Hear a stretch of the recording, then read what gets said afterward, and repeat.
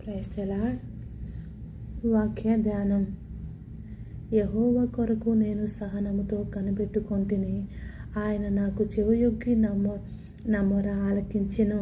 నాశనకరమైన గుంటలో నుండి, జిగటగల దొంగ ఊబిలో నుండి ఆయన నన్ను పైకెత్తెను.